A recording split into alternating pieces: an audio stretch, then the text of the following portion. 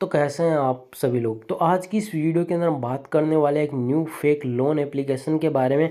और हम बात करने वाले हैं इस फेक लोन एप्लीकेशन के बारे में कि आप अगर यहाँ से लोन लेते हैं तो आपको यहाँ से लोन को रीपेमेंट करना है या नहीं करना है। तो भाई जिस फेक लोन एप्लीकेशन के बारे में बात करने वाले उसका नाम है credit loan personal loan application. जहाँ पर देखेंगे 10,000 के डाउनलोड्स है, 415 की रेटिंग है, 3,000 के आसपास रिव्यू आ चुके हैं। हम इस चीज़ का डिस्कशन करने वाले हैं, यहाँ पर रिव्यू करने वाले हैं कि भाई एप्लीकेशन से कितना इंटरेस्ट रेट लगता है, प्रोसेसिंग चार्ज कितना है, प्रोसेसिंग फीस कितना है, और इसके अलावा ये भी बात करने वाले हैं कि लोन अमाउंट हमें यहाँ पर रीपेमेंट करना है या नहीं करना है। अगर नहीं करते तो क्या हमारे साथ हो सकता है, क्या सोल्यूशन है, यहाँ पर सारी चीज़ों के बारे में मैं डिस्कस करने वाला हूँ।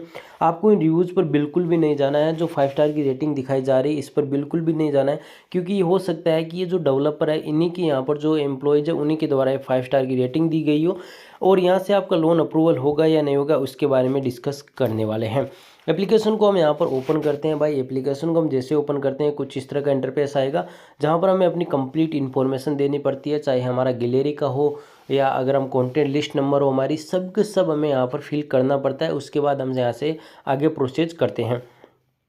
अब यहाँ पर अगर हम बात करें जो डेली इंटरेस्ट रेट की कितना है, 0.03% है, 3 से 4 मंथ के लिए यहाँ पर दिया गया है। लेकिन अगर मैं यहाँ पर प्ले स्टोर और वापस जाऊँ और वापस जाने के बाद आपको एक चीज़ मैं दिखाऊँ कि जहाँ पर इन्होंने सारी चीज़ें मेंशन करके रखी है कि भाई आपका यहाँ पर डेली इंटरेस्ट रेट कितना हो सकता है, 0.03% से लेकर 0.05% तक आपका हो सकता है।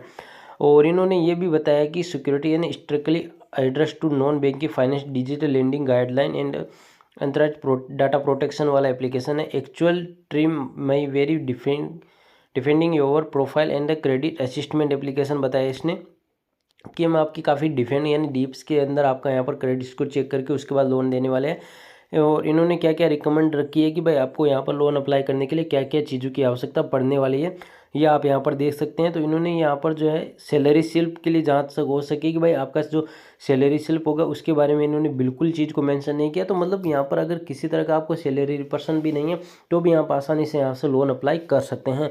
लेकिन मेन प्रॉब्लम है कि लोन अप्लाई करने के बाद रीपेमेंट करना है या नहीं करना है। अब अप्लाई नाउ पर क्लिक करते हैं। आप देखेंगे मैंने सारा प्रोसेस कंप्लीट करके रखा है।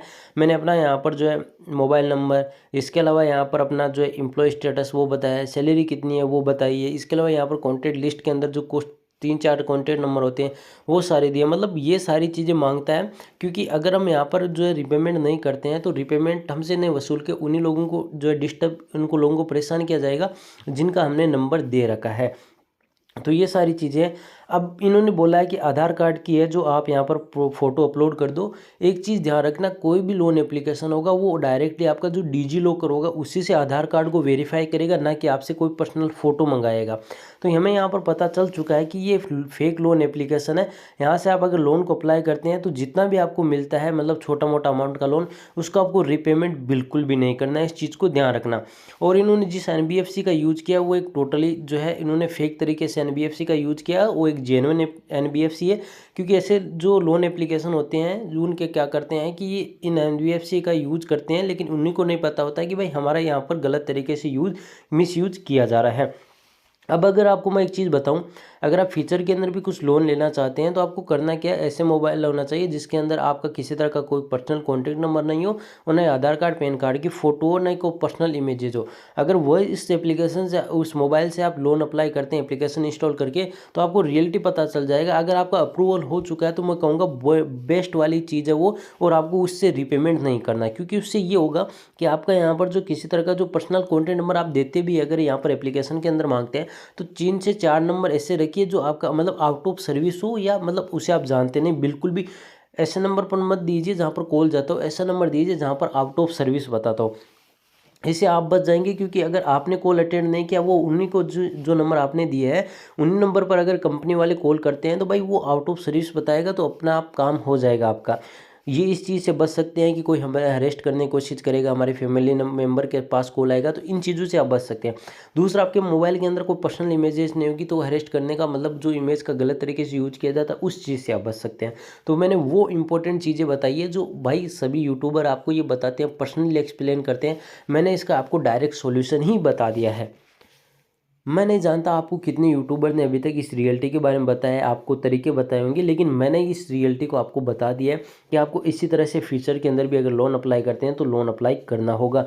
और अगर इस चीज़ का ध्यान रखना, इससे आपको रिपेमेंट बिल्कुल नहीं करना है, घर तक कुछ नहीं आने वाले हैं। क्योंकि अगर एक ट्रस्टेबल लोन एप्लीकेशन होता तो मैं आपको ये हमेशा कहता कि भाई आप उस एप्लीकेशन का लोन अप्लाई कीजिए, क्योंकि फिर आपको कोर्ट केस के यहाँ पर जो चक्कर लगाने पड़ सकते हैं। लेकिन एक टोटल स्कैम एप्लीकेशन है, तो इस चीज़ से आपको बच के रहना है, यहाँ से अप्लाई नहीं करना है।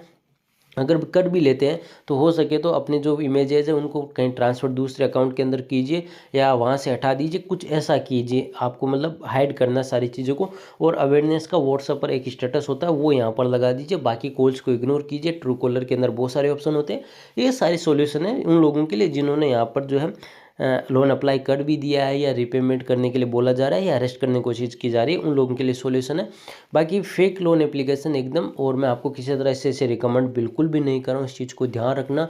पर्सनली किसी तरह से रिकमेंड नहीं कर रहा हूँ। मैं नहीं कह रहा हूँ कि आप यहाँ से लोन ले, बिल्कुल नहीं आपको रिकमेंड कर रहा हूँ। आप लोगों की मर्जी है, लेना तो लीजिए। एप्लीकेशन टोटली एकदम फेक लोन एप्लीकेशन है। तो इस वीडियो के अंदर इतना ही। अगर आपको हमारा वीडियो पसंद आए तो वीडियो को लाइक कीजिए, चैनल को सब्सक्राइब कीजिए।